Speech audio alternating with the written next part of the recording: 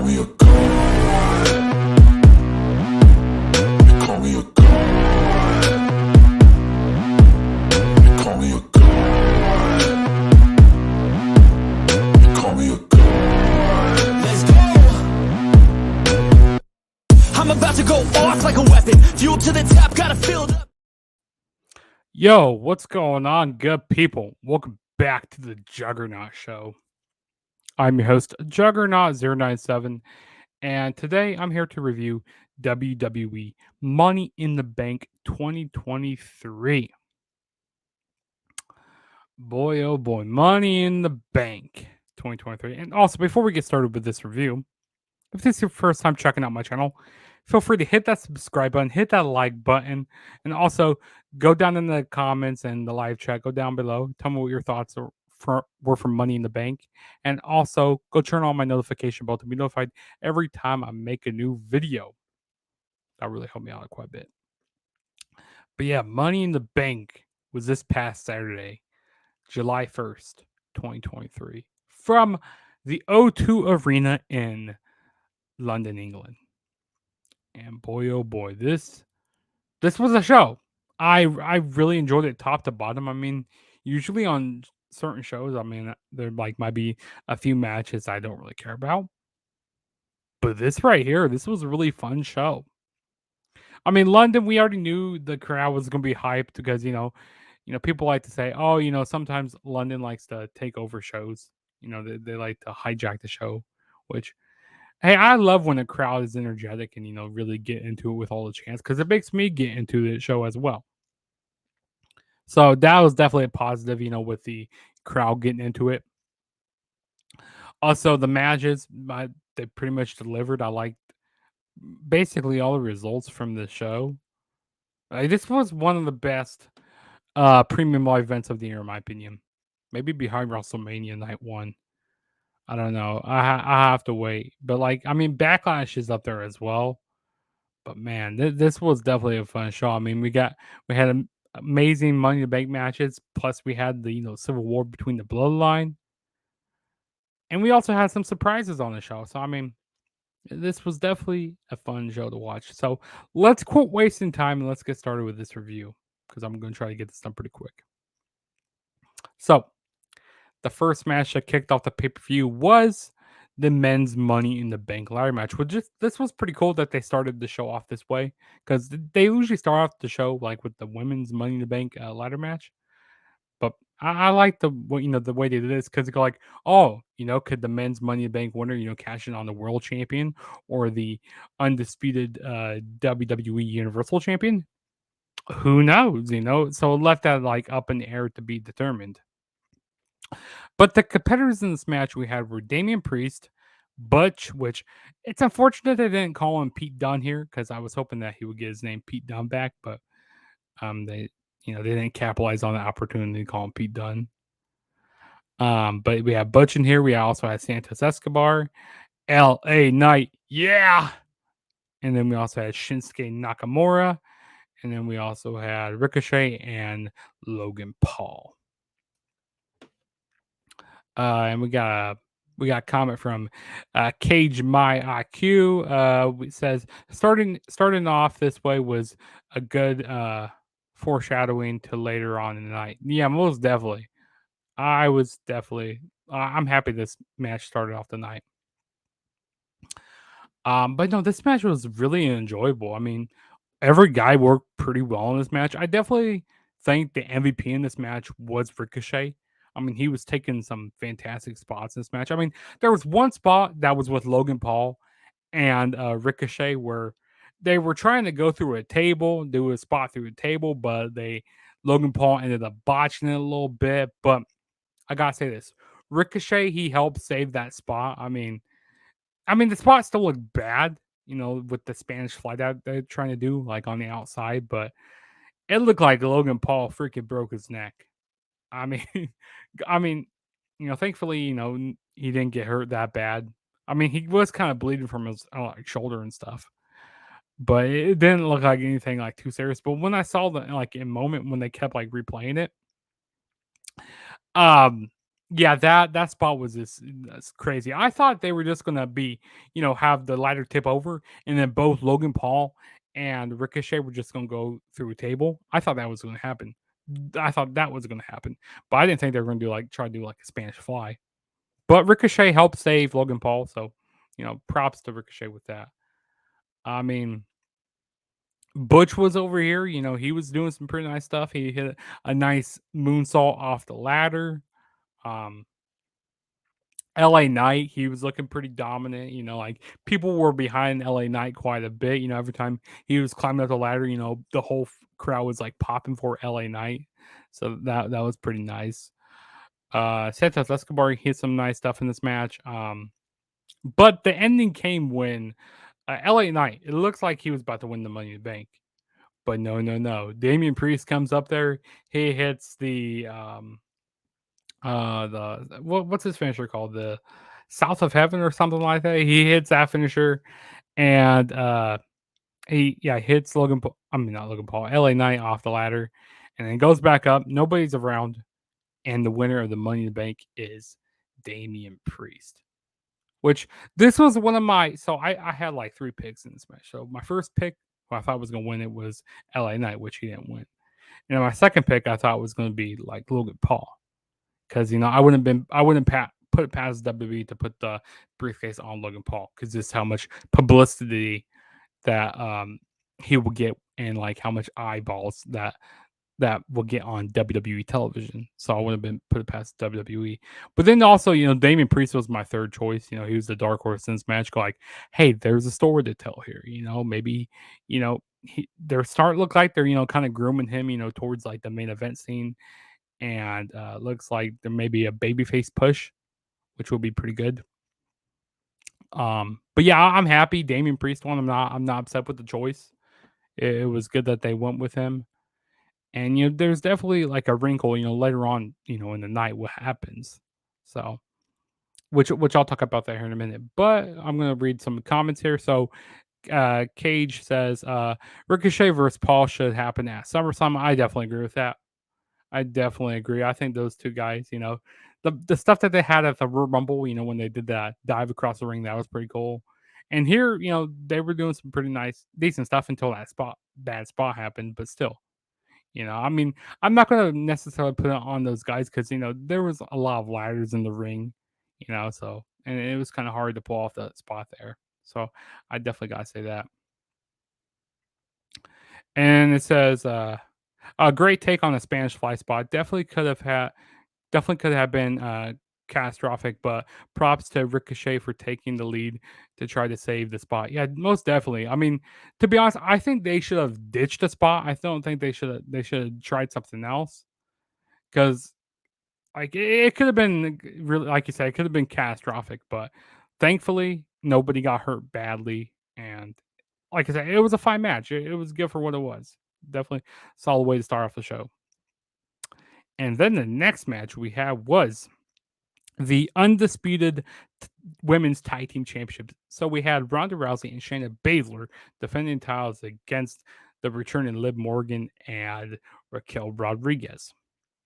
I thought this was an okay women's tag team match. Definitely a shocker in this match because I wasn't expecting what will go down later in this match. Liv Morgan, with Shayna Baszler, she was really working on Liv Morgan's arm a lot in the match. Kind of like snap, crack, and pop or whatever commentator was saying. Really working on Liv Morgan's arm. I thought that was pretty good. Raquel Rodriguez, she was looking pretty good in this match. Hitting some night, being the big powerhouse in this match, coming in for like the hot tag, so that was okay. But it looks like Ronda Rousey is about to, just beat up Liv Morgan.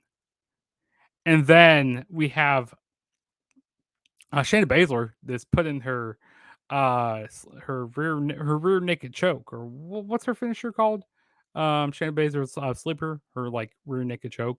I exactly can't remember. But yeah, she locks it in on Ronda Rousey. I go like, what? And Liv Morgan was shocked. Like she's like, what's going on here? But yeah, Shayna Baszler turns on turns on Ronda Rousey, and then that ends up letting Liv Morgan hit the Oblivion, and then Raquel Rodriguez hit her finisher, and new undisputed WWE Women's Tag Team Champions are Liv Morgan and Raquel Rodriguez. And yes, and I do believe this is true. So rumors, Ronda Rousey is rumored to be going back to UFC with uh, Nunez retire. Nunez retiring. Yeah, sorry, I couldn't read it there for a minute. Yeah, Nunez retiring. Yeah, I did hear rumors about that. So probably maybe at SummerSlam we might be getting Ronda Rousey and Shayna Baszler, and then like say like loser leaves WWE or whatever. Like how they have to get them out. I don't know, but yeah, I definitely believe that Ronda Rousey is gonna go back to UFC, but I don't know if it's a smart choice. But I guess we'll see what happens. Uh Kimura Clutch, or however it's called. Yeah. That's right. Yeah, that's her finisher. Yeah, so I was actually really surprised that we got new undisputed women's tag team champions here. I mean, it was a fine match. The match was kind of short. I mean, it was short, sweet, and to the point here. But hopefully they actually make these titles actually start meaning something. Like I don't want this to be hot potato and title around with a whole bunch of tag teams. And actually, I want them to start building up tag teams. Actually, like on the main roster, just don't throw teams together. I mean, I wouldn't mind seeing Liv and Raquel Rodriguez, go up against Alba Fire and Isla Dawn. I feel like that was one like the original choices that they wanted to do, like with the unification. But of course, Liv got injured, and also I wouldn't mind seeing Katana Chance and Kaden Carter. I wouldn't mind seeing that, and also some other teams, like Chelsea Green and what's her partner's name? I can't remember the name off the top of my head. Chelsea Green and she used to be partners with Mandy. Yeah, I can't remember. But yeah, that's beside the point. I want to start making these tag teams actually mean something, and actually making these titles mean something, and like floating around to all Monday Night Raw, NXT, and SmackDown. Floating around to all three of these shows. But I mean, yeah, it was an okay match. And then the next match we had was the Intercontinental Championship match. We had Gunther defending the title against Matt Riddle. Yeah, Sonya Deville. That's right, Sonya Deville. That's her partner. Thank you, Cage. So yeah, this match right here, this was definitely a fun match. I mean, I knew that Gunther wasn't going to lose here. I knew that he was not going to be losing. And this was a pretty brutal match here. I mean, Gunther throughout the match, he was really targeting the ankle and leg of Matt Riddle throughout the match. They were both at one point throwing chops at each other quite a bit. There was actually some points where I thought, oh, Matt Riddle could actually win this. He hit his, nice finisher off the top rope there, But there was some nice, really counters a lot in this match. I like the way these guys were working together. It was very, very good. But the ending came when Gunther, he was just slapping the bottom of Matt Riddle's foot, and then locked in this like leg lock to end up retaining his Intercontinental Championship. And I thought what was going to happen. I thought the rest of Imperium, they were going to come out, and attack Riddle. And then I hear voices in my head, and then we get Randy Orton coming out. I was kind of hoping that was going to happen, but unfortunately it didn't. Which I have a feeling Randy Orton is definitely, maybe by SummerSlam or maybe before SummerSlam, it will definitely be coming back. But yeah, I mean, this was a fun match. I definitely don't see Gunther losing this title really anytime soon, because I feel like they want to surpass Honky Tonk Man, which I think it might be September or October when they surpass Honky Tonk Man. But hey, this was definitely a fun, enjoyable match to watch. And then the next match we got was Cody Rhodes going up against Dominic Mysterio, Dominic. Actually, no, Dominic Guerrero. He's the real Guerrero. He ain't Mysterio. And then we also had Mommy by ringside, Rhea Ripley. She was there looking good. And also Cage, he's coming through with these, coming through with this here. He says September 5th or so, is the date. Yeah, somewhere around there, September. hmm Yeah, he's definitely gonna be surpassing Honky Tonk Man. But I don't really know who's gonna take the title off of Gunther, in my opinion, because like, actually, hold on. I need to go back. I just forgot one point. Thank you. So after this match, we had a return of none other than Drew McIntyre. He came out and the crowd popped, which I was kind of surprised he was returning here. I'm surprised he didn't come in like returning like the world title scene, but yeah, Drew McIntyre he comes out, he gets a huge pop, like basically his home crowd type of pop. Gets a big standing ovation for him. And then he takes out Gunther, hits the Claymore and yeah, so it looks like we have, it looks like we possibly could be getting Gunther and Drew McIntyre maybe at SummerSlam, which I'm not, I'm down for that. I am down to see that. Which I mean, I was hoping that, like I said, we would get Drew in the world title scene, but hey, it's happy. I'm happy to see Drew McIntyre back. And go down in the comments, like, tell me what your thoughts are, about Drew McIntyre being back. I can't believe I forgot to talk about that, but yeah.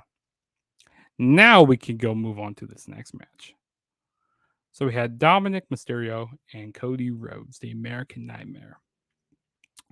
Um, yeah, I thought this match was fine. Also, hold on. He said should be Damian Priest to allow Gunther to keep his momentum and be able to move up to the main event picture without taking taking a clean pin. Yeah. Mm-hmm.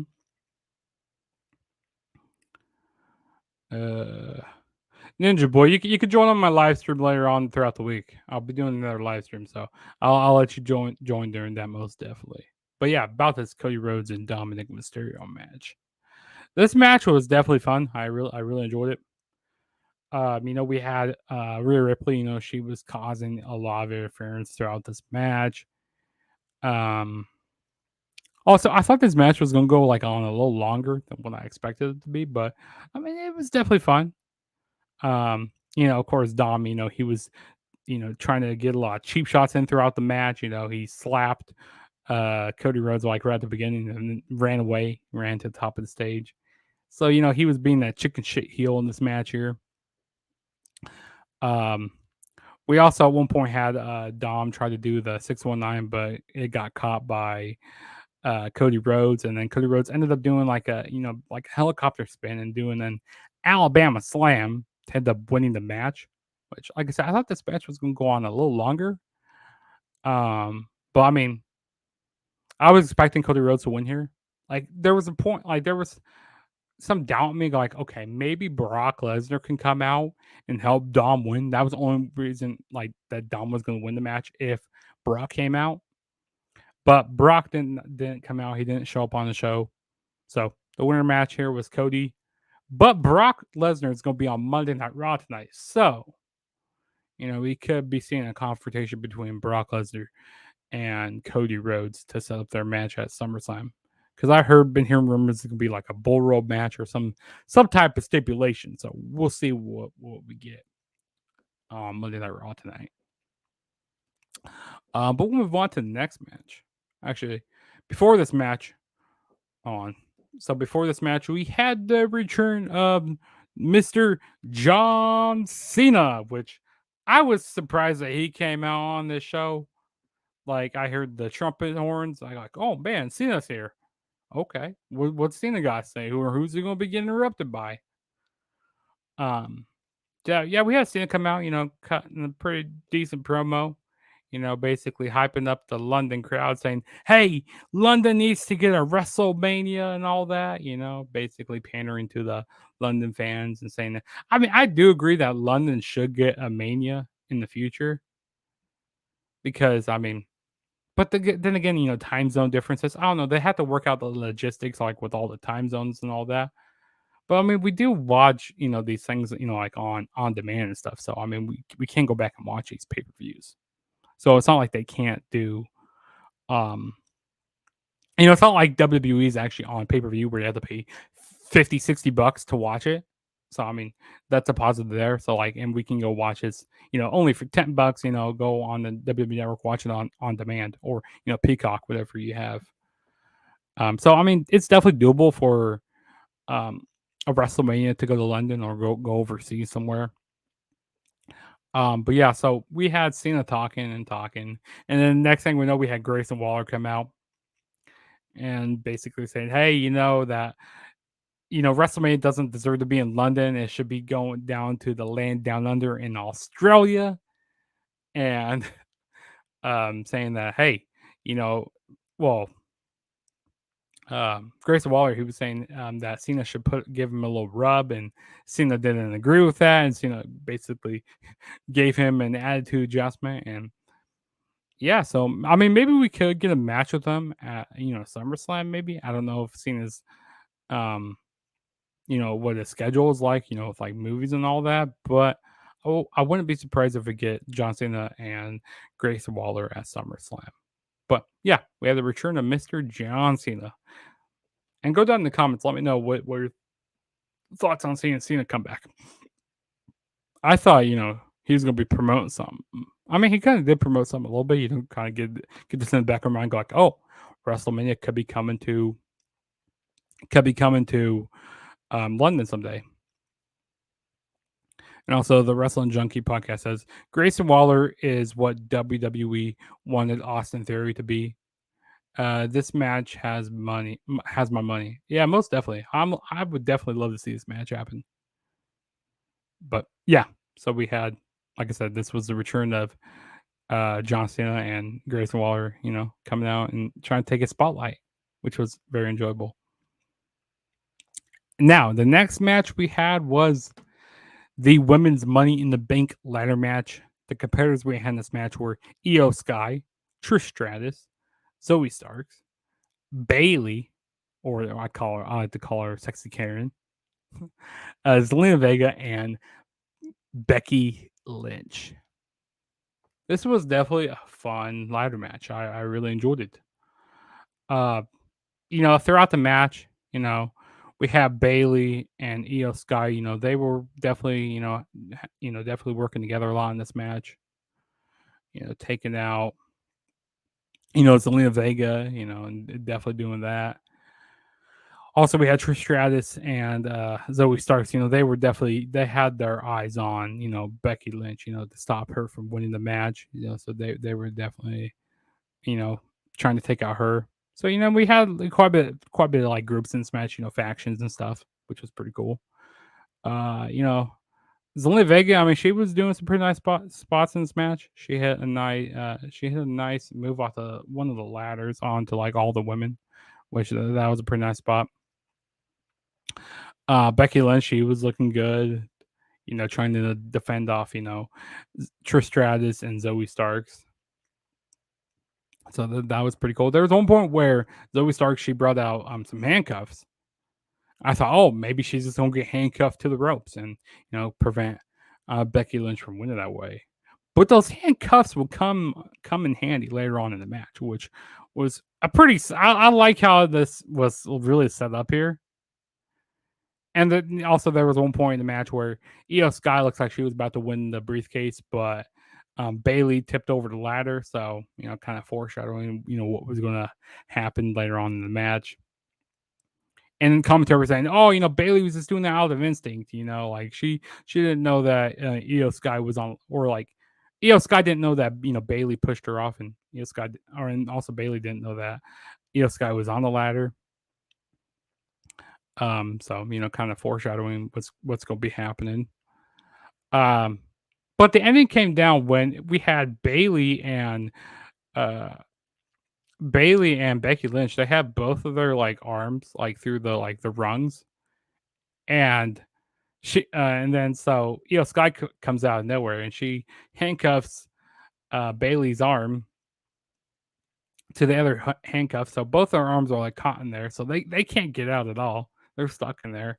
And then Sky climbs over Bailey's back and ends up winning the women's Money in the Bank ladder match. So I like how this was set up here. I thought it was pretty cool. Also, we had Io Sky. She was doing some pretty nice spots in this match. Hit a nice moonsault off the top of the ladder. I thought that was pretty cool. But I feel like all women worked really good in this match. I'm happy there was only 6 women in this match here. Definitely a solid match. Was it better than the men's match? It was. I like the men's match a little better, but this match was still fun. You had a lot of wrinkles in this match. With some factions and stuff. So yeah, and also I think it's pretty cool how both factions. So we had Judgment Day, and then we had Damian Priest winning the Money in the Bank, and then also for the women, we had another faction person with Io Sky, which it looks like there's some wrinkles or like some ripples that could be the split up of Damage Control. So this, I guess we'll wait to see what happens, but most definitely we're going to be seeing Bailey and Io Sky feud. And I hope this briefcase doesn't get cashed in right away. I don't think it is going to get cashed in because I don't see Rio losing the title for a while. I also don't see her getting involved with the undisputed women's, like the women's championship. I don't see her getting involved with that, or the women's championship. I don't see her getting involved with that on SmackDown because you already have Charlotte in there. You already have Asuka, and then who was it? Bianca Belair. So I don't see her getting involved in that. So I think it's going to be a little while before she cashes in. And I heard it's going to be a failed cash in this year. So hopefully that's not the case. But I mean, they are all 100%. So there's going to be a person that has to fail at some point. But hopefully it's not Io Sky. But we'll move on to the next match, which we had was the World Heavyweight Championship match. We had Seth Rollins defending the title against Finn Balor. And there was so much history in this match. Going back to 2016 at SummerSlam when Finn Balor he won the title, the Universal Championship. To be the first one to win the Universal Championship. But then he got injured there, so he had to relinquish it. So I definitely like the story behind this match. Like I said, one person, and like Seth Rollins said, one person got bitter, one person got better. But yeah, this match here was definitely fun. I really enjoyed it.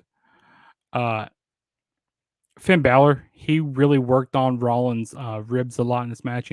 Rollins was really selling his like rib injury, so they were definitely doing that a lot throughout the match. Both of these guys had great chemistry. The in-ring psychology was great in this match. But like halfway in the match, we had Damian Priest come out, and Seth Rollins going like, "Oh no, is this going to become a triple threat match?" But no, he just comes out, sits down in a chair, and it looks like and he's kind of causing some distraction a little bit, and it looks like Finn Balor's about to win, but Damian Priest stands up from his chair and kind of costs Damian Priest. Costs Finn Balor, and then Seth Rollins ends up hitting the stomp, hitting his curve stomp to retain the world championship. So basically, it looks like there's going to be some dissension in the Judgment Day. Looks like I said, it looks like Damian Priest is going to be maybe doing a face turn. He might be getting kicked out of the Judgment Day. I don't know. I guess we'll see what happens. Or I heard that Finn Balor might be getting kicked out and having like a new leader be like JD McDonough. I've been hearing some rumors about that. But yeah, it's definitely gonna be interesting to see what they see Finn Balor, how pissed off he is, and seeing him have a meltdown because he did get screwed a little bit by Damian Priest here. And who knows? I think would have been interesting to see Finn Balor win here and then get cashed in on by Damian Priest. But I think they're kind of holding off on that a little bit. So it's gonna be interesting to see what happens with the Judgment Day going forward. And it says, I could see EO cashing in at SummerSlam and still on the pin. I don't know. I feel like I want to wait a little bit for EO's cash in. I don't know. I guess I'll just have to see what comes off on television. But yeah, most definitely. I mean, that is a big possibility. I mean, it is a big show. So, they could do that there. And then now we will move on to the main event, which was the Bloodline Civil War. This match was so anticipated, like 3 years in the making here. We had Roman Reigns and Solo Sikoa going up against the Usos, Jimmy and Jay. And boy, oh boy, this match was crazy. I mean, it wasn't as crazy as I thought it was going to be, but I mean, it was still definitely a solid match. All guys, really worked together in this match. And like there was like a wrinkle in this match where commentary was saying, Roman Reigns hasn't been pinned in 3.5 years, and like is he gonna get pinned on on Money in the Bank here? But no, like Solo Sikoa, he did a lot of work in this match. He was looking pretty good, working with his brothers. He was kind of doing a lot of like rest holds, like doing a lot of submissions on Usos quite a bit throughout the match. The fans were just hating Roman Reigns. They were booing him. They were like they wanted Roman Reigns to get the fuck out and like all that stuff. And nobody wanted Roman Reigns there. And I can't remember exactly what they were chanting. Like I don't know if they were take your shoes off if you hate Roman Reigns. Because like I was like watching it like on my phone a little bit, so I don't know exactly what they were chanting, but like they were doing some crazy chant or like stand up if you hate Roman Reigns or something like that. But Roman, he ended up getting really pissed off at the fans. Go like, this is the worst. This is the worst place we ever been to, and like all that, and like ended up sitting down on the apron, being all pissed off. Like I said, I feel like the in-ring psychology that these guys and like the storytelling was really good in this match. There was one point where both Roman and Solo they did a Uranagi onto the Usos, and then Roman went to pin both of the Usos, but they both kicked out, and Roman he was so shocked. I mean, the beginning of the match was like kind of slow a little bit, but then once Jey Uso, he made his hot tag later on in the match. He started, hitting a lot of big maneuvers. They hit a lot of the Usos, doing their super kicks and all that, and doing their normal maneuvers, what they do. There was one point in the match where Solo, who was going to go for a splash on Jimmy Uso on the announce table, but Jimmy ended up moving out of the way, and Solo ended up going through the table. So I definitely turn the tides for the Usos. But the winners of the match were the Usos here. They, while Solo was out, Roman, he was left to defend himself, and he was getting super kicked left and right. And Jay went up to the top rope and hit his big splash to get the 1-2-3. And Roman Reigns has been pinned since 3.5 years. The last time he was pinned was back in 2019, which was by none other than bum ass Corbin or Baron Corbin. Fun fact there, if you guys didn't know that. But yeah, the Usos ended up winning here, and this storyline is still far from over because I definitely see, now we could possibly have Roman and Jay maybe at SummerSlam for the undisputed WWE Universal Championship. I definitely could see that happening at SummerSlam. Or maybe Jay. I don't know. I feel like it'd be Jay who gets it over Jimmy. But you guys go down in the comments. Tell me what you guys think. But yeah, that was Money in the Bank 2023 overall. This was a very enjoyable show. And here's hoping Sammy is involved in the trial of the tribal chief and the tribal count on this Friday. Yeah, that's definitely gonna be interesting to see on Friday. That's gonna be fun to watch. But yeah, there's so much still to go on in this storyline.